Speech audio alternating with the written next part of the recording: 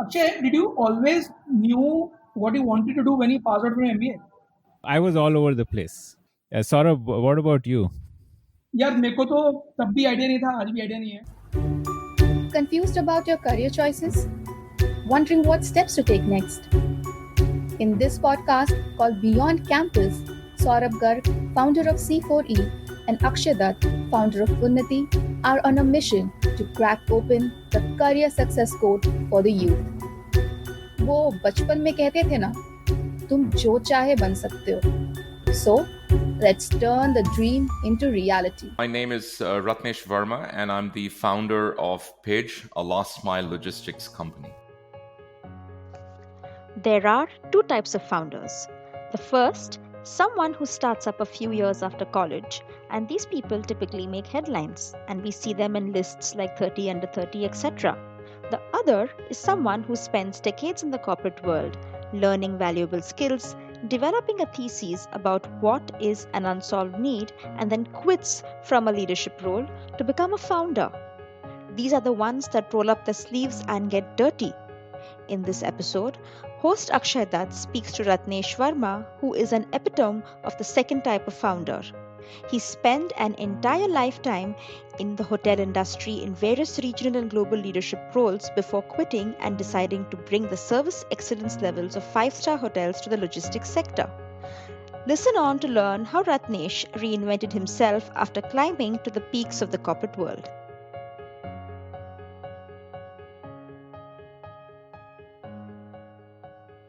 So, Ratnesh, let's start with your early years and the influence that has had on you. Where did you grow up? What kind of family did you grow up in? Tell me about Ratnesh as a 10-year-old kid, if you recall. Sure. So I grew up in a family of academics. My father was a professor in Delhi University. Both my sisters, who are elder to me, are also professors in Delhi University. So I grew up in a family of academics. There was a lot of emphasis on education. So my early founding years were kind of like in a culture, in an environment where education was the most important element in our value system. I grew up in Delhi. I was born in Delhi, grew up in Delhi, studied at the Delhi Public School in Arkipuram. My initial years, my first professional degree, I'm a cost accountant. And also, Which year did you finish your schooling? I finished my schooling in 1987 from DPS Arkipuram, and I then. I am also a Arkipuram product, though Oh 10 years wow! after So you. we share that. Yeah, I passed out in 97. Okay, so you were just probably getting into Arkipuram as I'd left. Yeah, probably. So Yeah. I'm kind of like a full DPS product. I started my kindergarten in DPS east of Kailash, and then moved on to Arkipuram in grade 6. And following which, I did my college from Hansraj. I simultaneously pursued my degree in cost accountancy. And once I'd completed that, I'd started my degree in company secretary as well. I did extremely well in academics. And by the time I'd graduated out of college, I was already a cost accountant and halfway through being a company secretary as well. So yeah, it was a very fulfilling academic year. But I have to say that my academic orientation only started at the +2 level. I think up until grade 10, I was one of those classic teenage who was doing a lot of things, and I quite enjoyed those. I was a part of my cricket team. I was also captain of the school cricket team. I was the lead debater for the school. So I kind of like did all kinds of stuff, and it was fun. Academics, incidentally, were not the prime focus until grade 11, but following which, I think it's the next several years of my growing up. were very heavily academically orientated. How did you get so driven in? I mean, like typically you leave the confines of school and you go into like a college like Hansraj where there is so much freedom, and it's like for most people the first 2 years of college is party. And how did you end up being so driven and academic focused? I think the turning point was grade 11. So, as I said, I was a good student, but not kind of like the topper up until grade 11.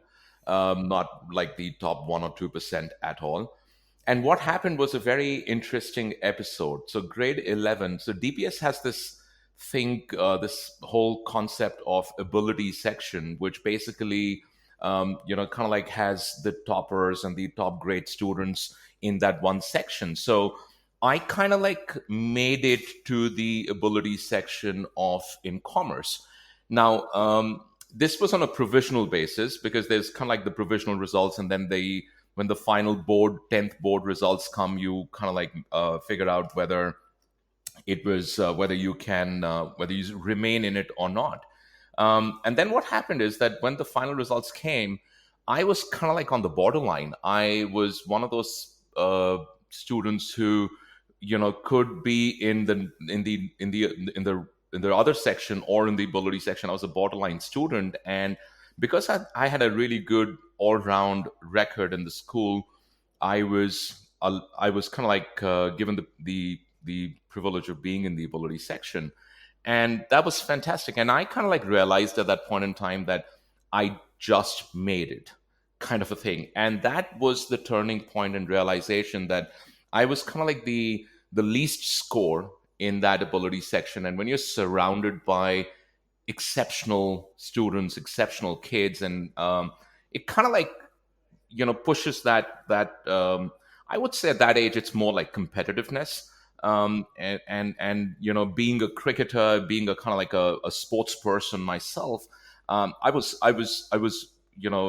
very competitive. I said I can't stay at the bottom like this, and that was the turning point that I kind of like I put in the effort to academically improve myself. So it was kind of like that. I think that was the tipping point, being at the bottom of the class, which created that realization. Okay, so where did you learn to speak the way you speak? Much later in my life, I would say I know my accent is kind of like a is not typical, because it's a reflection of an amalgamation of many accents, and that comes from me having lived in 7 different countries, having worked all my life for an American corporation, and then subsequently for a British corporation, and interacting with people, and then living in different countries. So I have picked up kind of like an accent that just kind of combines combines a lot of different accents. I think it's kind of like it's my own. You worked throughout, as it most of your career was with Hayat only, like straight after Hansraj. Yes, yes. So after Hansraj, I actually joined Arthur Anderson, as to pursue my chartered accountancy. And at one point, I kind of like realized, why do I need 2 accounting degrees? I'm already a cost accountant. I don't want to be kind of like focused on just getting degrees for the sake of getting degrees. And I kind of like figured at the time that maybe if I spend the following 3 years of my life gaining work experience, perhaps that would add more to my learning and knowledge. So instead of getting a third degree, because I was already a company secretary and a cost accountant, as I previously said, I chose to go and work. So I then left Arthur Anderson to go and work for Hyatt Regency in Delhi, in the finance team. And so that was my first role. And then I continued to work with Hyatt for the next 23 years of my life. Which year did you join Hayat? 1991. Okay. And I think by 95, you were a finance controller there, which Well, sounds no, pretty sooner than fast. that, in 1993, and I was all of 24 years old at that time when I became a financial controller. And I think that kind of like, my entire life has been defined by me being thrown at the deep end, and then, figuring my way out of that. So at 24, I was very, very fortunate to have been given that opportunity. Obviously, I realized that I had a lot to learn. It was very similar to being at the bottom of the class in school, where I knew that I needed to learn a lot and I needed to work really hard and smart to um, you know to be able to fulfill those responsibilities well. And that's what I did. It's very unusual for a 24-year-old to be a financial controller for India's one of India's largest hotels, a very, very profitable and iconic hotel. So it was a great privilege at the time. That must have been exceptional, not just in Hayat, but overall. I don't think being a finance controller is something that uh, anyone would have seen at the age of 24 around that time, right? No, no, it was very unusual, very exceptional and unique.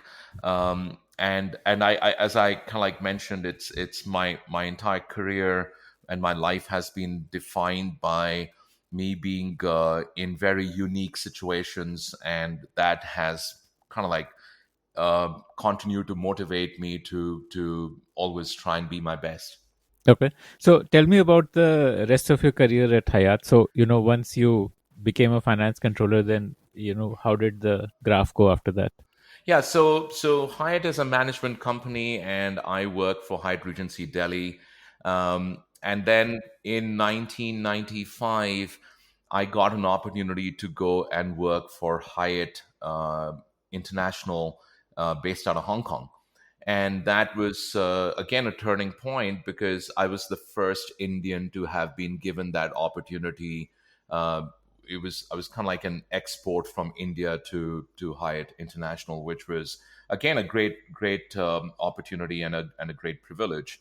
So worked in Hong Kong. I was doing audits, both internal and management audits, and across Asia Pacific. So for the following about 2 years of my life, I continued to live out of a suitcase. A typical audit was between 4 and 6 weeks. And if there was additional effort required, then it would be a few more weeks after that. And I worked in short stints in Indonesia, in Japan, in Taiwan, Australia, in pretty much Hong Kong, of course, so across Asia Pacific and Singapore. And then, following which, I got again a very unique opportunity to go and be a director of finance for Hyatt in Japan. And I worked for a few years in Japan, which was again a huge learning because I did not obviously speak the language, and to be able to work in a complex function like finance, not speaking the language, was a challenge. New environment. So I was director of finance for Hyatt in Fukuoka, in the southern part of Japan.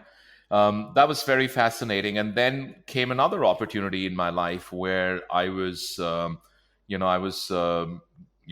came back to India as the, area head. I was responsible for uh, all of finance functions for India and South Asia. So I was the director of finance for Hyatt in India, and based out of Delhi at the time. I did that, and then you By this know time, had you got married?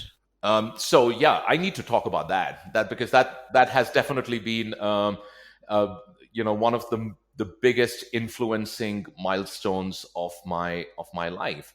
So I got married very young. I got married in when I was 23, 23 and a few months, so just short shy of 24.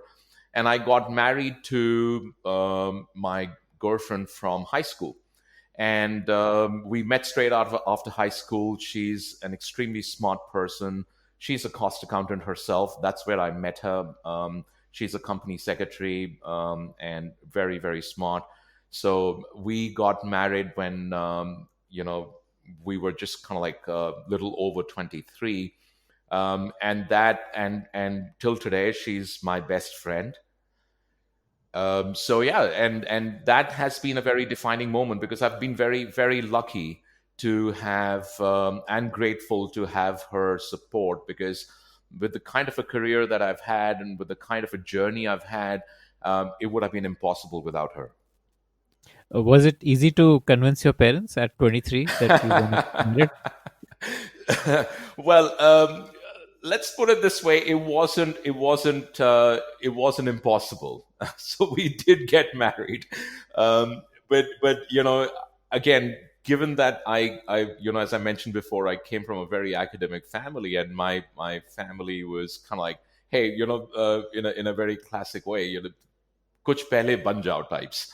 um, and I was like, well, this is what I want to do, and I want to spend my time with this person that I really, really love and like. And so my parents understood and were supportive, and so were her parents. It was kind of like hard work convincing them, but it wasn't impossible, so it was good. And So you she know moved with you to Hong Kong and Japan? Yes, yes. And she moved with me to Hong Kong, to Japan. We've always been together, because one of the things that we realized early on in our careers is that we did not get married to live apart. We got married to live together. And despite all the kind of complexities, she had a great career. She had a really great job, and again, as I said, I'm very thankful to her, because she did compromise her career for my sake. So I'm always very indebted and grateful to her for everything that she has done to support me. So you came back to Delhi, heading finance for India and South Asia. Hmm. Yeah. And then following that, again, a great opportunity came where Hyatt, through a very strategic initiative, was looking at setting up a shared services center in India for all of India and Southeast Asia. And it was the first captive center. This was back in 2001 and 2. And this was reservations, loyalty program, customer relation management, back office processing, etc. And at a time, and I was tasked with the responsibility of setting that up, and that was my first taste of what entrepreneurship is all like. So right from raising debt in India, to finding a place, being an interior designer, hiring, putting together processes, training. It was a fantastic experience. I was responsible for that shared services center, and just putting together a fantastic team was remarkable. The technology, I mean, at that point in time, building technological solutions that were both robust and redundant, and because the hotel revenues and reservations depended on it, was a fantastic experience. So that was my first taste of being an entrepreneur and putting something together. What was And the really, headcount of the shared services center? so when we started, it was about 60 people, and then it gradually grew over a period of time. It was we kind of like it was set up in the basement of Hyde Regency, Bombay, and it was quite an impressive one. And it worked really well, and from day one we were able to demonstrate the efficiencies. So that, I believe, was definitely one of the proudest moments of my professional career. So post following that, it was again unique, because I was then given the opportunity to be the country manager for Hyatt in South Asia. Now, remember, I've never been an operations guy. My entire experience has been in finance and more recently with technology. And here I am given the opportunity to be a country manager. And I was the first one in Hyatt who was not an operations person, never been a general manager, and yet given the opportunity to be a country manager. And again, first of sorts, this was back in 2004. Again, I was very young at the time. I was 35, and that was I did that again. Some of the things that we were able to, the Hyatt was able to accomplish, opened several hotels. The hotels were clearly established as market leaders, and again, just setting up the entire corporate structure for corporate infrastructure and structure for Hyatt in South Asia, including a national sales team. All the kind of like the key functions were established. So it was a lot of learning, a lot of fun, and a lot of very fulfilling experience as well, being the country manager for a fantastic brand like Hyatt. Hmm, hmm. Essentially, the whole of South Asia was under you in that role. That's correct. That's correct. So it was India and all the neighboring countries. So, following that in 2008, I had another brilliant opportunity, and to be the head of Hyatt's development and acquisitions in Asia Pacific, which was again new to me. The world of development, while I was familiar with, but the world of development, investments, acquisition was all new to me at the time, and I was given that opportunity. I did that out of India between 2008 and 11, and then I moved back to Hong Kong, and now I was responsible for the entire Asia Pacific region, including Southwest Asia, and I did that through 2014, at which time I got the opportunity to be the global president for Whitbread, which is a UK listed entity based in Hong Kong, responsible for all the international businesses of Whitbread, except for UK. And I did that. Start. I was responsible for that, which was again a great opportunity to work in new geographies, and kind of like work with a new brand and new business. So that was the last corporate leadership role that I held.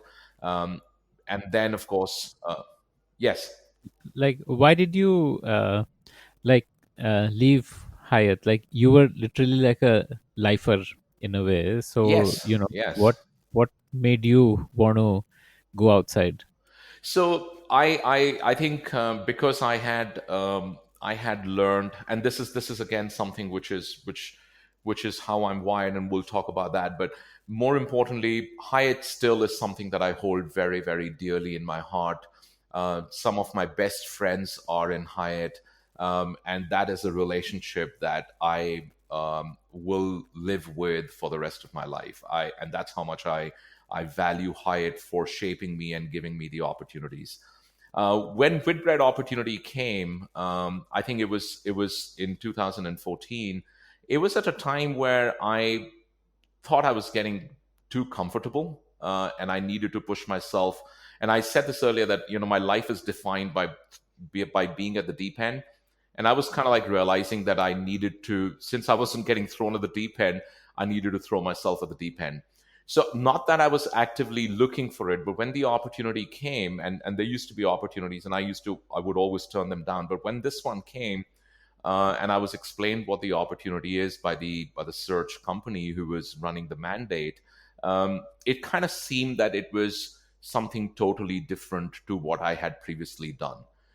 It was a different segment. It was a different business. It was a very different set of geographies, and it was an opportunity to run the entire business as opposed to one function.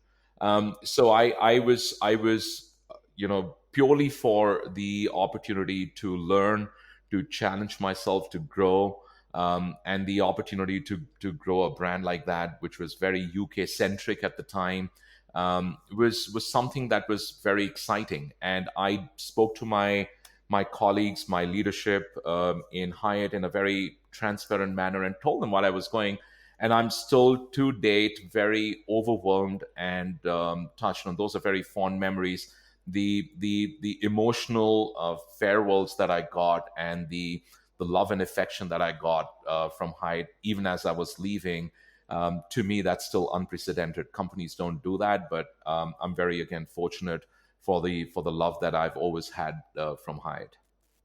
Okay. So, what all businesses is Whitbread into? Like you said, all businesses outside of UK. So, tell me about the kind of businesses that you were running there. Yeah, so Whitbread is known for its, or was known for its two brands, Premier Inn Hotels, which are budget hotels, and Costa Coffee, which was about 2 years ago was sold as a part of a strategic decision to Coca Cola.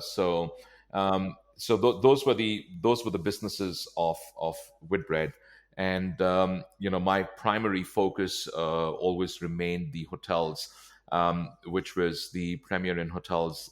Costa was something which was managed through or through UK leadership.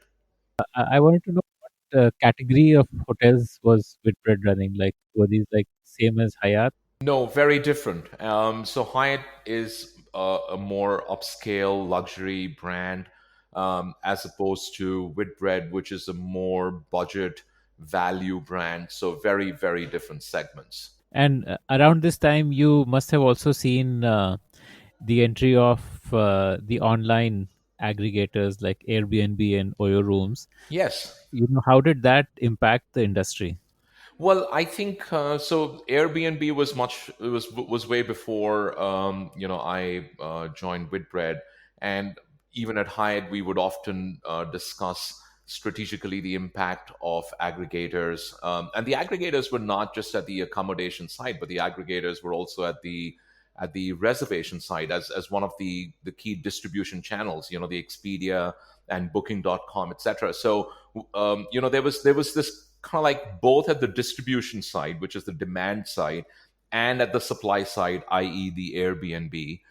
So there was this trend of demand and supply aggregation, and I think they both impacted the industry quite significantly. So on the demand side, suddenly there was this these the aggregators had kind of like literally commoditized the entire process, and the customers had a choice. So it was great for the customers because they could now see everything in on one screen. They could pick and choose based on different metrics. And then there was the kind of like also the let's not also forget the third kind of an aggregator, which was more about the online reputation, which is TripAdvisor. So now suddenly your online reputation is not in your control because it's kind of like an open platform like TripAdvisor. The supply is challenged by Airbnb, and demand was being challenged by the distribution channels like Expedia and Booking.com. And I think the industry was definitely challenged by these emerging trends. And this, as I said, was way before. So and I think what kind of like happened is that there was a greater realization amongst brands to focus on customer experience, customer loyalty, and bring back the commoditization, or to more experiential offering. And that's what all the, if you really think about it, between through the like 2005 all the way to 2012, 13, even 15, all large hotel companies moved their focus to being very experiential, which including launching new brands and etc. So that was the big shift that happened. And also to that, and that shift, kind of like one single shift, took care of all the challenges. It didn't exactly take care of it, but what it did was it provided a counter offering to those challenges. Um, Airbnb was, of course, a unique offering, and it was very clear that like any business, you have different market segments, you have different customer segments. Airbnb was very when it started was very clearly focused on the transient business, like the short stay business, and very clearly focused initially on the business travelers. I mean, that in fact was the genesis of Airbnb starting.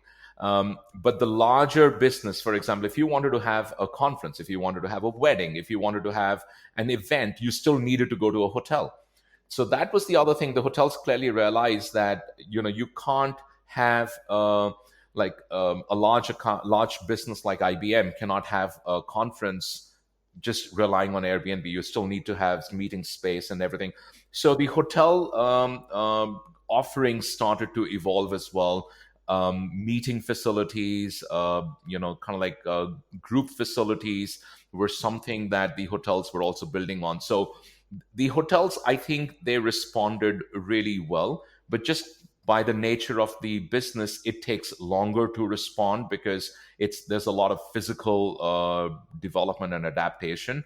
So, but the response was basically on two dimensions: reconfiguring what the hotels looked like in order to create that differentiation, and secondly, focused on more experiential offering. And just from a product offering, it was not just meeting spaces. There was a lot more emphasis on recreation. You can't have that when you're in Airbnb. Better, more pools and children facilities and slides and gym and spa and all that stuff suddenly became very important. So the hotels responded to those challenges of aggregators, and I think it was very very important because it's great to have challengers like the Expedias and the Airbnbs and TripAdvisors, because it just at the end of the day it results in a better offering for the consumer, and the hotels responded brilliantly to that. I imagine though that while Hayat would have uh, been able to respond, but hotels in the category of Whitbread, like how have they managed to respond? Like, which are more towards the budget side of the market. So that's a great question. So what happened at the so this was something that was focused at the upscale hotels. At the value hotels, it was always going to be a value game. So what you now needed to focus on at the value hotel, and this is what my focus was when I was the global president for Whitbread, is let's make sure that the customer is getting a consistent experience, consistent product at the same price that they would pay at the Airbnb. Now, instead of going and having you know, will the accommodation be as I expected? Instead of having that element of surprise to an extent, because you're only banking on a set of photographs, and next time you go and stay in somebody else's house, and then you stay in somebody else's house. So the level of consistency is much lower. So the focus at the value chain hotels, which is as was my strategy, was let's build consistency of product, consistency of experience at the same price. So the customer now says, "Hey, you know what? I do get housekeeping with this. Hey, I do get a free breakfast, and I know what I am going to get. I will get a clean bed, and I will get the same bed every time I go. It's the same mattress that I'm going to sleep on." So that level of consistency. So you focus on consistency at the same price point at the value chain, and you focus on experience as the differentiator and the facility as the differentiator at the upscale hotel. So I've kind of like seen both ends of the spectrum, and I think that's why I said hotels across the spectrum, responded fairly well to those challenges. But do you think the current COVID situation would cause a lot more business to shift to online platforms, and it might be like the last nail in the coffin for a lot of hotel chains? Well, I think one thing is for sure, Akshay, that the impact of COVID is going to be long term. As we all know, it takes 21 days to make or break a habit, and now we have been in this state of either full or partial quarantine, distancing, etc., for almost 6 months now. In India, for 6 months, and globally for almost 10 months now. So there's definitely it's I think it's going to leave it's changed behaviors. I don't think there is any denying that. The second thing is, and my case in point also is, up until 9/11 in the US, you could walk into an airport without any security. You could walk into a mall without any security. You could go into a cinema theater.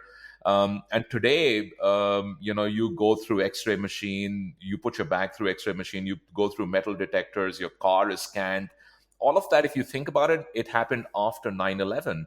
So when 9/11 happened, it changed the way the world lived and lives now.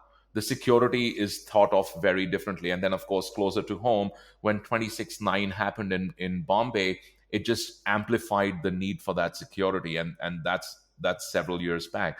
So when any global event happens, it changes the way people live, behave, and consume. COVID is perhaps in our lifetime, in anybody who's alive today, it's the largest global event. A pandemic of this nature and the impact of this nature is perhaps comparable to the global events of the 40s, whether it was the World War or the Black Plague or so on and so forth. So it's a huge event. It's a huge concern, and it's going to change the way we live, behave, and consume. Now, coming back to your question, I think this is another opportunity for hotels to adapt. I don't think travel is going to vanish. Travel will come back. Let's not forget, man is a social animal. We do wander, we do travel, we do explore, and I think that will come back. How we travel will change. How we consume will change, and that's the adaptation the business will have to go through. Now, because this is now comes the third part of the puzzle. The third part of the puzzle is this is going to come back extremely slowly. Now, businesses that have the wherewithal to survive this tough time will emerge, and not only survive but spend the time to adapt, will definitely be the survivors. And those that are not going to adapt, unfortunately, will perish.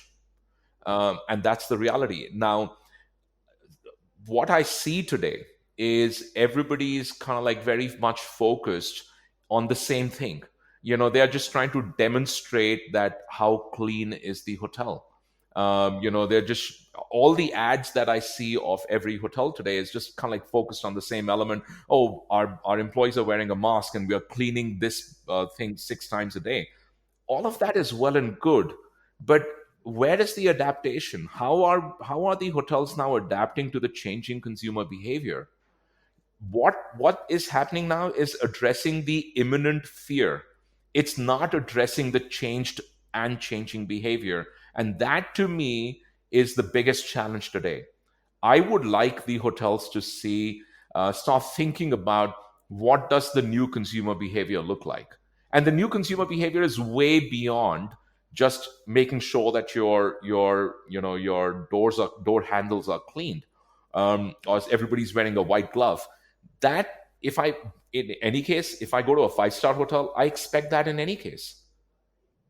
So what new are you doing? How are you thinking about what I need?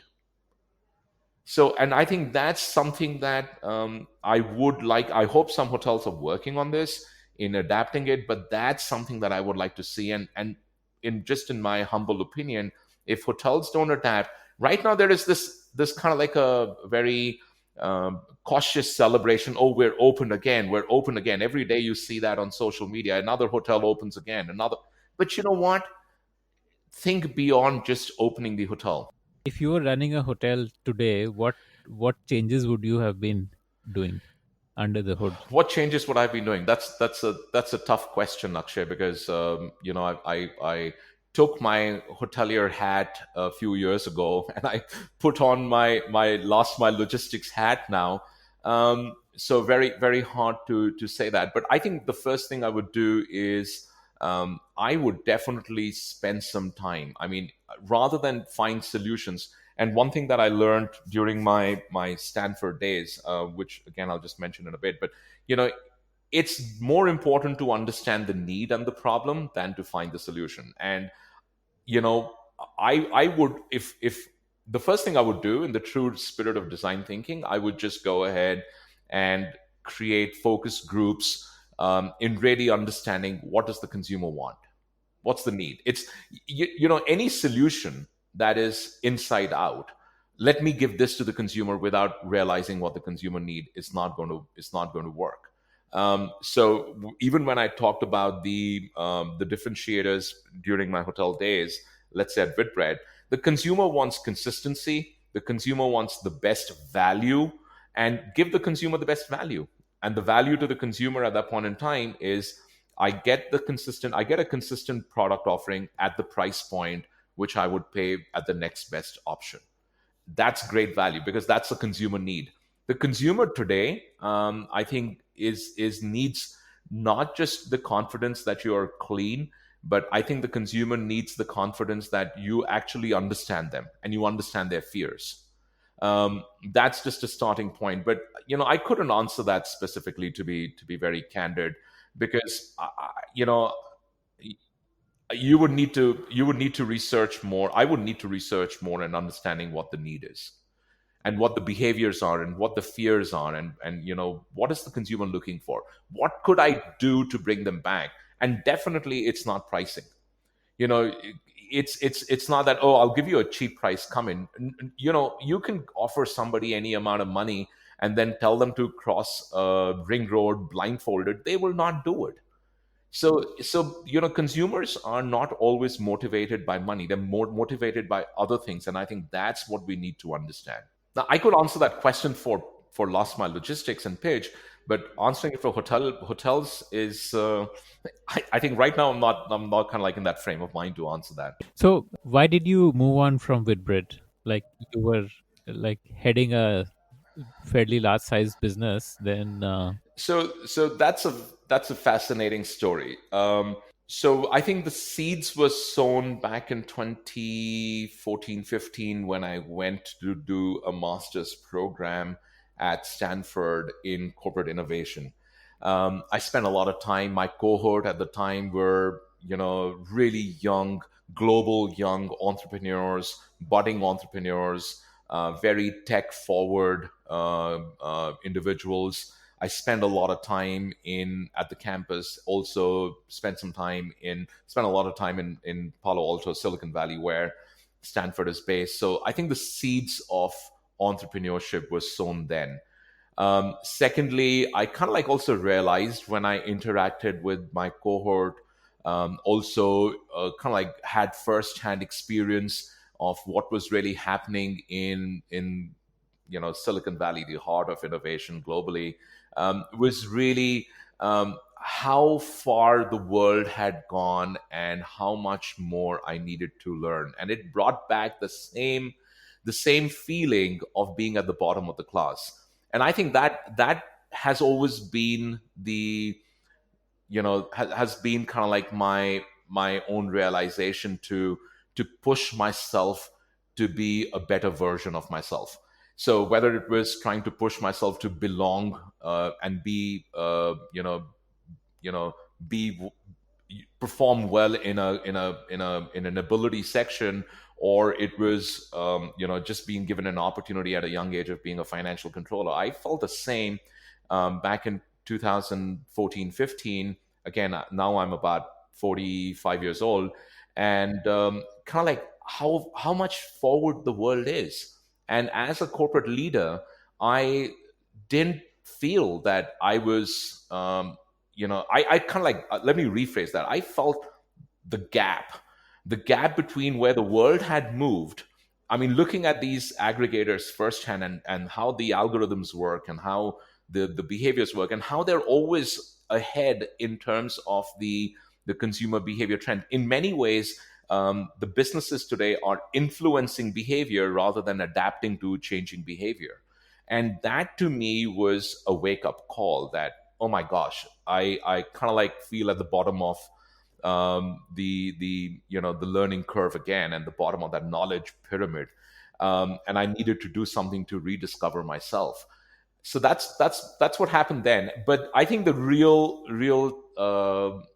turning point is a very fascinating personal story. So we are at a friend's 50th birthday, and this was in 2017. And I was going to turn 50 2 years later in 2019. So my wife asked me the question, "Hey, Ratnesh, what do you want to do for your 50th birthday? It's 2 years away. What do you want to do? Would you like to have a party like this?" And I said, "Well, that's interesting. Let me think about it, and I'll come back to you." And after several weeks of just kept thinking about that question, I kind of realized I wanted to use the opportunity to reset the button. And that's the analogy that I used. I'm going to reset the button, and I set for myself certain criteria on what that resetting of the button meant. Starting with, I wanted to be at my fittest self in my all entire adult life. Be able to do things that I was able to do when I was the cricket captain at 16, 17. So to be really fit and strong and feel like a 20-year-old or do more. I trained a lot, and I wanted to accomplish that, and I did. I really really focused on my fitness and health. The second thing that I thought I will reset the button is in terms of my professional life. So first, on the personal, I wanted to be fit. Then I wanted to, again, I'm a very passionate golfer, not a very good one, but a passionate one. So I wanted to play, during the 2 years, I wanted to play 50 of the top championship courses around the world, and kind of like a bucket list. And I said, I'm going to do that. And then the third thing that I set up for myself, How many have you done so far? I didn't do 50. I could accomplish 48 by my 50th birthday, but now I have completed the 50. So it was quite fun. And I played golf at some of the most exotic courses, and it was kind of like living a dream. And the third thing that I wanted to do was reset my professional career. I wanted to feel what I felt the first day I went to work for Arthur Anderson or Hyatt, not knowing anything. I didn't know the hotel business. Today, yes, I've been an hospitality expert and a veteran. I understand last mile logistics, but back when I started my career at the age of 21, I didn't know anything.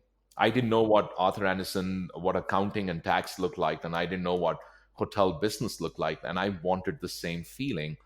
And I thought to myself that I don't want to me, getting out of the box was not just getting into another box. So it was not about just kind of like changing the shape and the size of the box and feeling that, oh, now I'm out of the box. It was truly getting out of the box. And I was not going to be able to accomplish that until I quit my corporate life, and absolutely not just threw myself at the deep end, but literally in deep sea. So that's, and the whole entrepreneur seat. So I kind of like said, I'm going to be an entrepreneur. And it just, in that whole resetting the button, I said, I'm going to do something which has nothing to do with hospitality. I was very clear about that. I said, I know hospitality very well. What am I going to learn by doing something now of my own in hospitality? So two things were very clear. I wanted to be an entrepreneur, not be in a corporate life. And second, I wanted to do nothing to do with hospitality, so that it would reset the button completely and truly. And that motivated me. And I did exactly that. I left Whitbread. Again, it was a very very understanding, very kind of like had the most compassionate and passionate departure from Whitbread.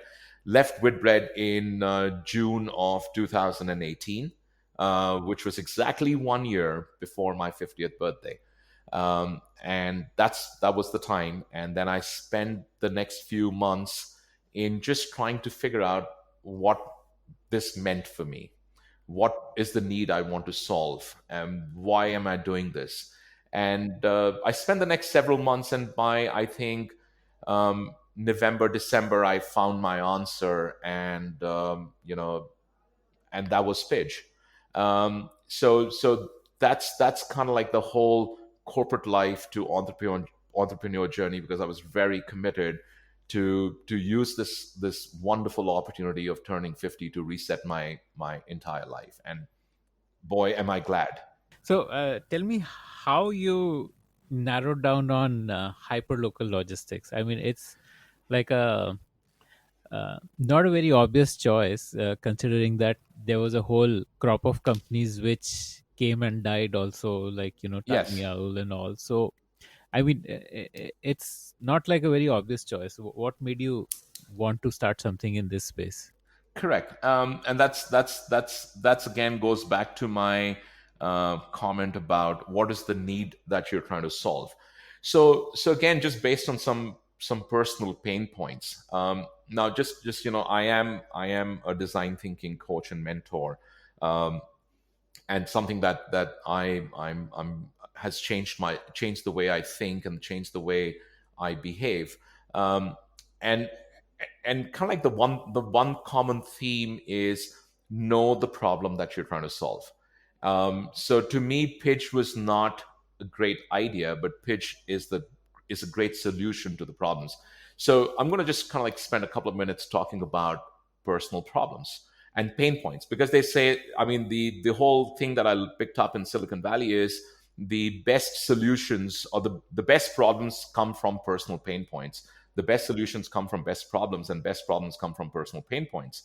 So I'm visiting India, and I'm just going to share a couple of pain points. I'm visiting India from Dubai. I came in the morning on an 8 o'clock flight, and I was flying back in the evening on a 7 o'clock flight. My meetings were in Gurgaon, and and my wife, when I was coming back, she said, Ratnesh, on your way back, can you just pick up a sari from my mom? Because she had some Indian event to go to. And I said, sure, no problem. And it's 4 p.m. in the evening, and I didn't have the time to go to Greater Kailash to pick up the sari where my mother-in-law lives. And I called her up and said, Mummy, can you please send the sari? And she said, oh, I'm sorry, but Vijay Singh has left. Now, Vijay Singh is the driver. He was not feeling well, and he left. And I couldn't get anybody else to do me that favor to come all the way from Greater Kailash to this place, to Gurgaon, to give the sari. Then the next, so I went back. She wasn't happy. I wasn't happy, and I kept asking myself, why? In this today's day and age of, you can get your burger and you can get your pizza, but you can't move things in an on-demand manner. What's going on? Then a couple of weeks later, it was my nephew's birthday, a very special birthday, and I wanted to send him a cake. Um, and the cake the bakery that he likes that cake from is in Khan Market, and he lives in Model Town. And of course, everything is so hyper local. It's like 5 kilometers, 7 kilometer radius, that nobody would fulfill that need, and the bakery itself would not deliver. And the next thing that I know is I can't do it. I can't get somebody to do my help me with this. And I said, why is everything so radius bound? Why is everything like you can operate within 5 kilometers? I mean, why? If I want something, I should be able to get it from wherever I want it. Um, and then came another very fascinating. And then, as they say, there's a cognitive bias. When you're thinking in some direction, you start pointing, you start observing them more keenly. So, for example, if you've got a fracture and you got a plaster on your hand, you start noticing people who have plaster on their hand. That's a cognitive bias. And I kind of like started to think more about this, and then I realized that, so in Dubai, I used to order, 5 times a week. My lunch was the same. My lunch was, half a roasted chicken, from the same restaurant, 5 times a week. So at the very minimum, I was ordering 200 times a year, from the same restaurant. Now, Uber Eats didn't know who I was. Not once would I get a call and say, "Hey, how was your lunch?" Not once. The guy who came to do the delivery would just simply not even look at me, but just hand me the package and go, and not once would say good afternoon or enjoy your meal, something as simple as that. Here comes the best part. The restaurant, the business partner, had no clue who I was, because they just don't. So, as a customer and someone who's spent his entire life in the hospitality business in a very customer centric industry, I would feel like, what is going on? Why is suddenly the customer at the bottom of the pile of everything? So I kind of like, that doesn't make sense. And I dive deeper, and I kind of like realize that the entire on-demand business had become so transactional that customer experience was not even a thing. It was just so transactional. And then came a greater realization that when once these platforms go ahead and say this restaurant is not delivering, it's actually that the platform does not have manpower to deliver from the restaurant. Now the business partner is ready to deliver, but the platform does not have supply at that point in time. So therefore, who's suffering? The business partner. Then came this whole realization. I started talking to the delivery, the riders and the delivery people of these platforms, and they would always kind of like complain about payouts and working conditions and not having any security and so on and so forth. And I said, well, they're not happy, and it kind of like created a new set of problems in my head. That, to me, if you want to create a sustainable business, then all the stakeholders involved in the business have to be satisfied. You need to create more holistic value. Customers need to be happy, employees need to be happy, your investors need to be happy, the business partners need to be happy, and that's how you create a sustainable business. And I kind of like started to say, like, the customer's not happy, i.e. the roasted chicken example. The employees are not happy, which is a common knowledge. And I personally interviewed, spoke to over 1,000 people. Business partners are not happy, because I did those empathy interviews as well. And I kind of like said, well, hang on a minute, who's happy in this entire process? Then I started to observe my own behavior, and started to say, okay, and people were saying, you know what, there is no loyalty. I will order stuff from a place which basically gives me the most discount. So it's deep discounting. I don't really care what is the platform. I care about how much is the discount. So the whole offering had become very deep discounted based. Then came the last piece of the puzzle, and I kind of like talked to several business partners, and they were like, oh no, we don't deliver because we're not sure of how the experience is going to be. Our product doesn't travel well, so we're not going to deliver. So there was a lot of businesses that were actually struggling with reliability in the last mile logistics. I read a lot. I love reading, especially data and research reports. And I read a lot about how, simple things like a customer is willing to pay up to, a certain premium, 10-15% premium, to get reliable service. Business partners, one of the biggest challenges they have is last mile logistics, which still is 40% of their business. So I kind of like processed all of that, and I came up with very clear problem statements. And what were the problem statements? First problem statement is, there is no on-demand, real-time, safe and secure delivery system, reliable safety delivery system.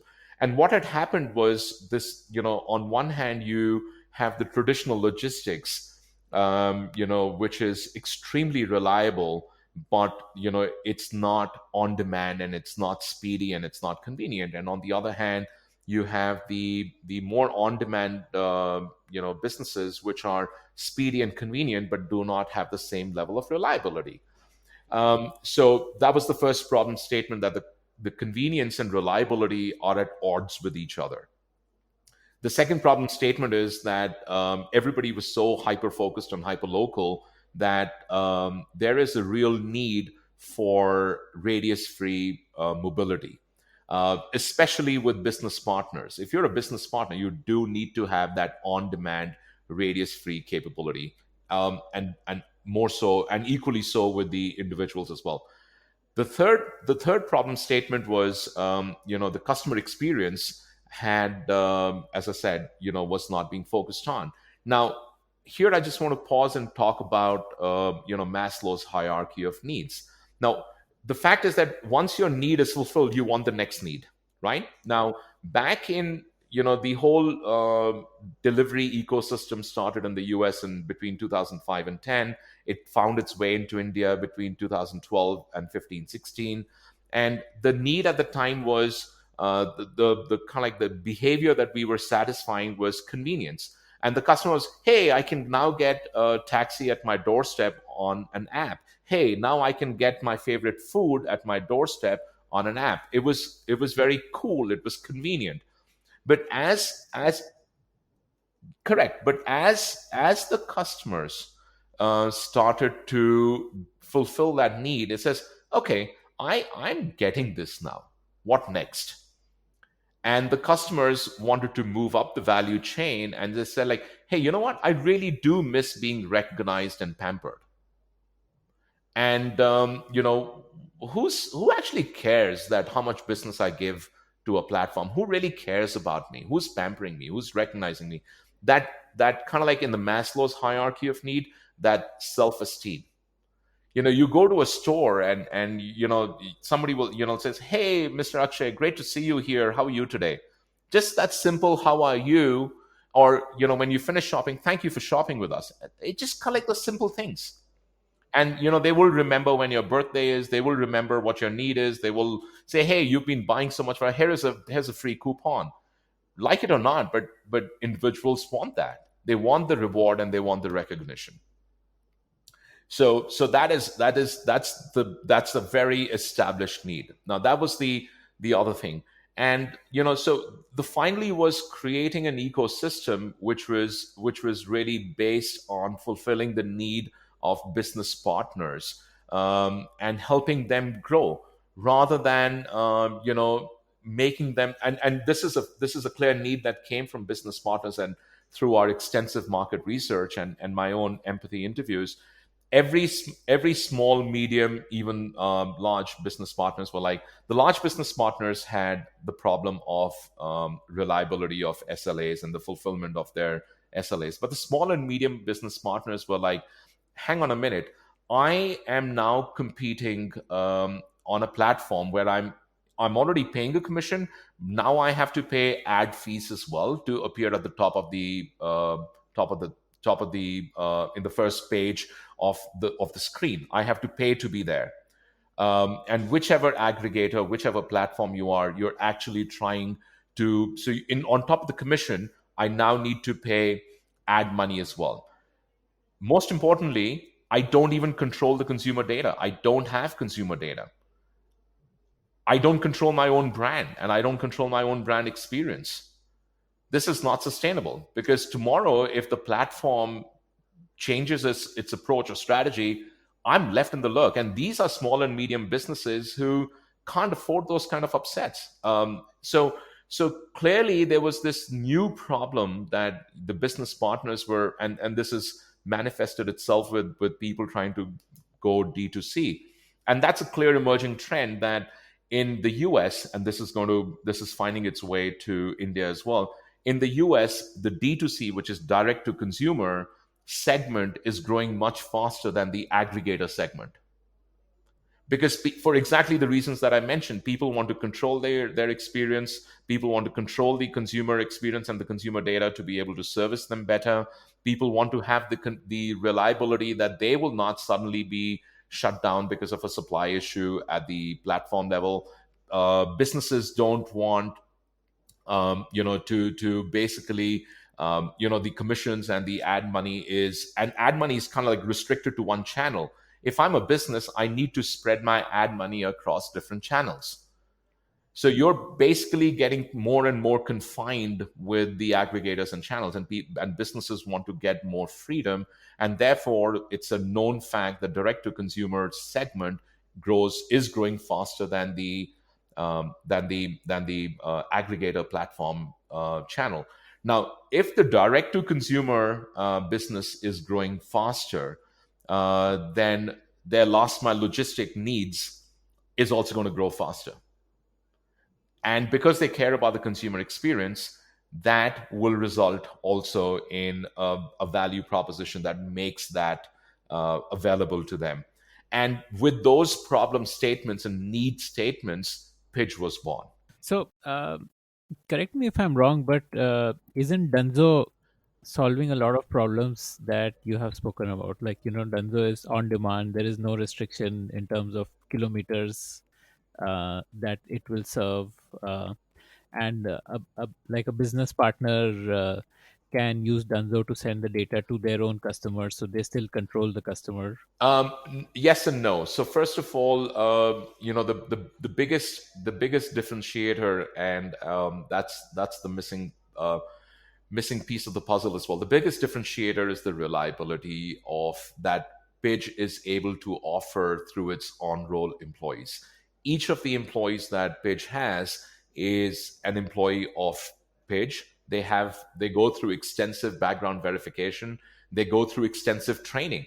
Our onboarding training spans over 2 days, 2.5 days to be precise. And and the retraining happens the retraining, the feedback mechanism happens on a regular basis. What on-roll employees allow us to do is build greater predictability, productivity, and control and monitoring. And I think the case in point, and this is not just Dunzo. Dunzo's they've obviously done a great job since they've launched, and whatever they do is really good for them. But I can talk about the differentiating points of Pidge. And the case in point, Akshay, is that when during the entire lockdown, Pidge was the only company that did not shut down its operations for a single minute. Businesses really appreciated that. Before the lockdown, we were working with a handful of business partners. We work with over 150 today, small, medium, and large. And they kind of like valued the reliability that Pidge was able to offer even in exceptional circumstances like extreme lockdown. And over 80%, this is another important fact. Over 80% of Pidge's delivery executives were fulfilling their responsibilities through the height of that lockdown, through the height of the pandemic. Now that level of reliability is unprecedented.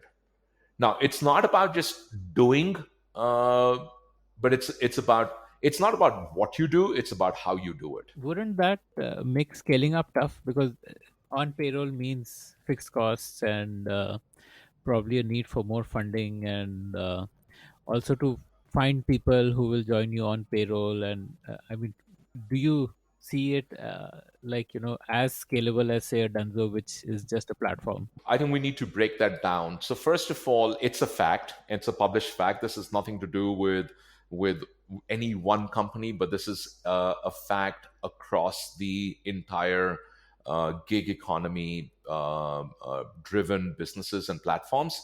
The fact is that you have, again, as I said, it's a published fact that the reliability of at any point in time is no more than 24%. So what that really means is you may have 100 people registered, but at any point in time you can't count on over 24. You can't count on more than 24 to be available to fulfill the task. Now, when you hear about these extremely large numbers, when people say, oh, we have 60,000 employees, the fact is that you need to have 60,000 employees because your real need is only about 12,000.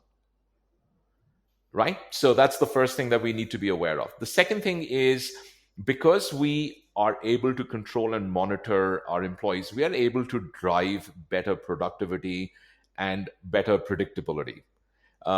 So that's the second factor.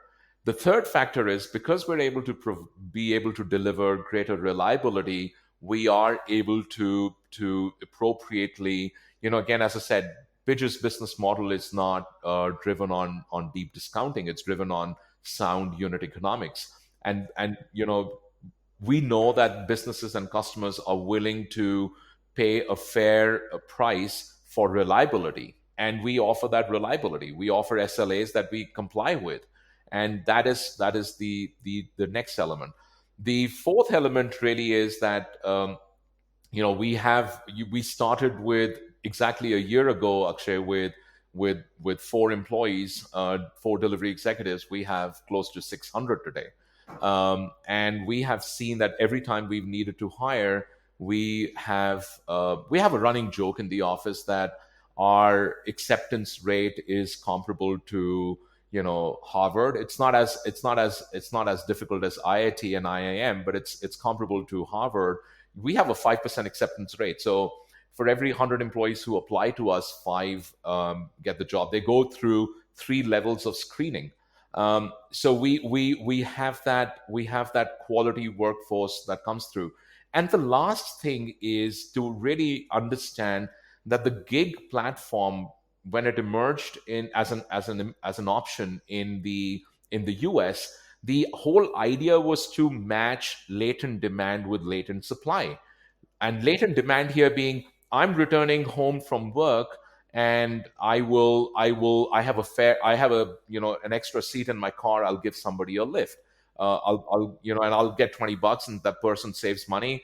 I have an extra room in my house. So it was matching latent demand with latent supply. Or you know what, my weekends are free, I'll go earn some extra money. Or it was just, I work part time in 3 different places, I'll earn extra money. So it was kind of like matching latent demand with latent supply.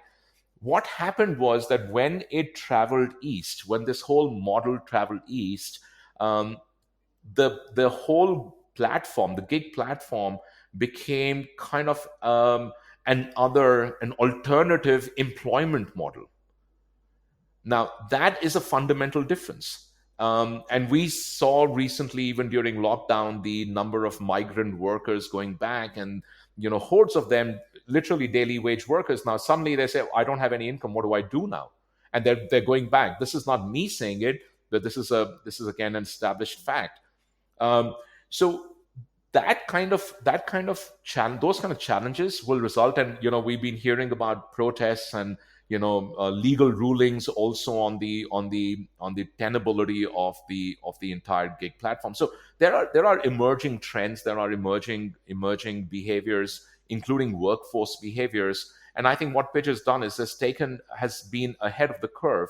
We have taken what we would call as a forward looking trend to employment and to scalability.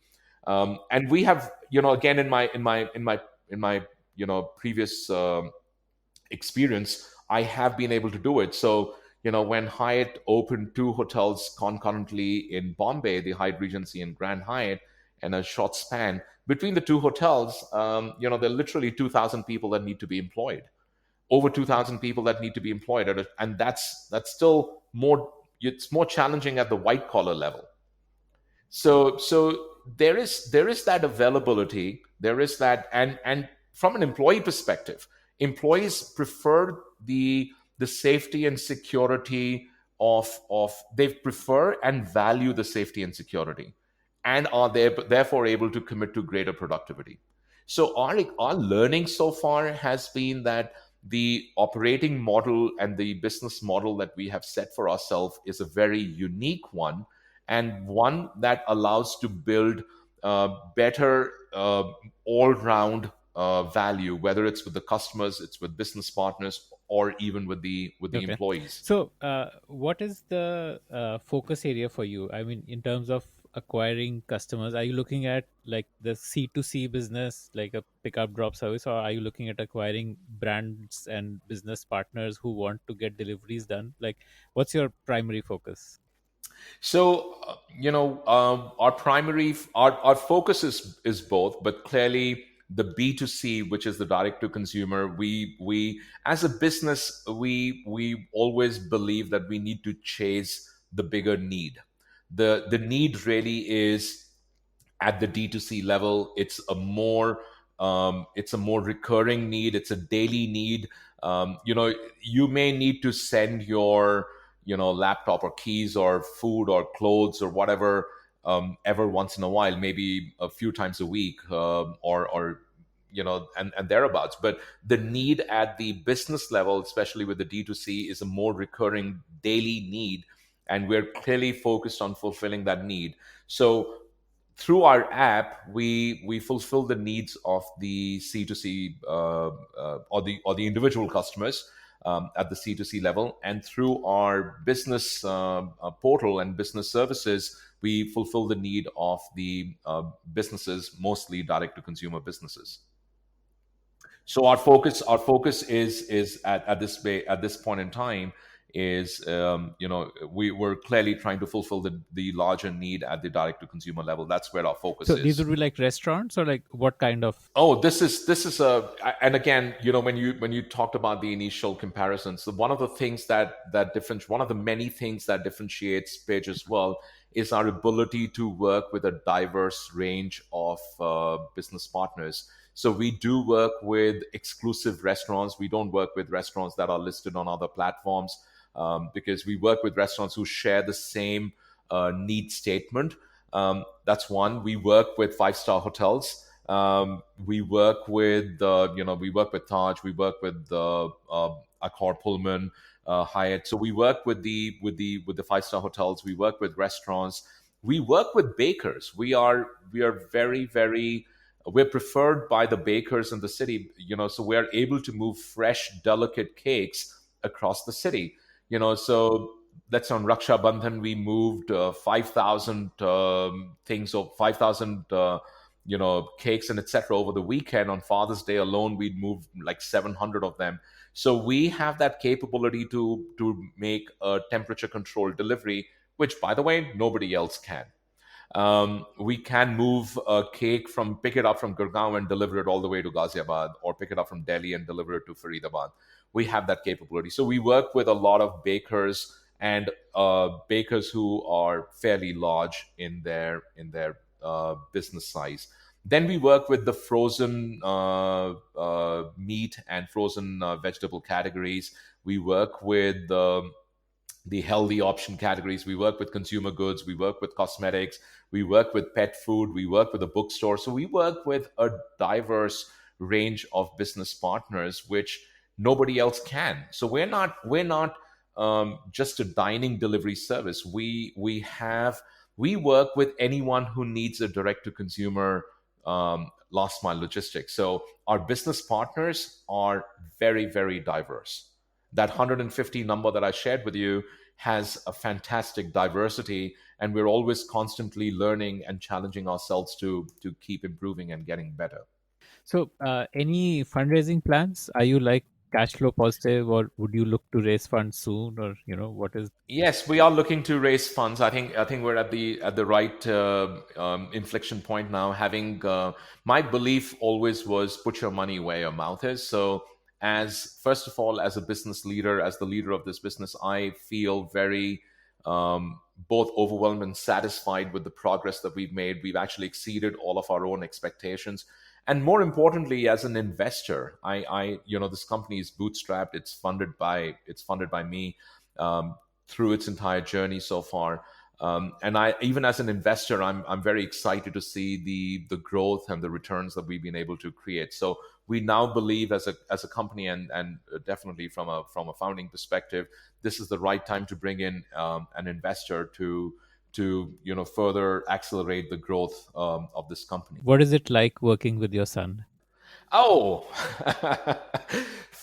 actually, if you would have asked me this question a year ago, you would have got a very different answer. But I'm going to start with now and then rewind it. I am very fortunate to work with my son. He brings in a very diverse set of skills. He's again just a very smart young man. He went to Northwestern to do his undergraduate, and he graduated with double major in economics and political science. And then he went to he worked for a couple of years in the US, and then went to do his master's also at Northwestern, and focused on brand strategy, data analytics, and data strategy. And that's where his focus is. He's a very data driven person. And I think as the head of product of this business, the product that we have today, the robustness of that product, the ease of use, etc., the flows, is entirely his credit. So having somebody as smart as him, I think to start this business, we may not have been as lucky to get somebody as smart as him, as talented as him. But the fact that he's my son, he's been in this business. A year ago, it was very different, because we both needed that adjustment time. It was challenging to be able to look at each other as partners rather than father and son.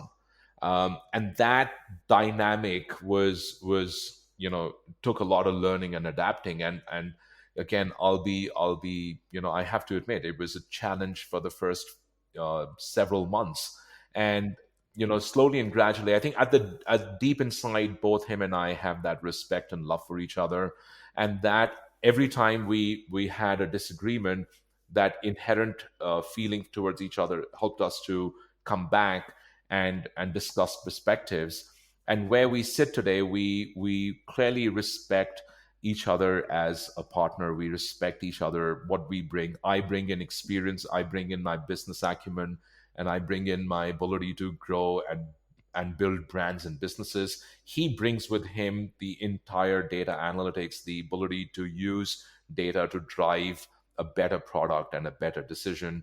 So collectively, I think what we bring to the business is very unique, and we complement each other for the larger good of the business.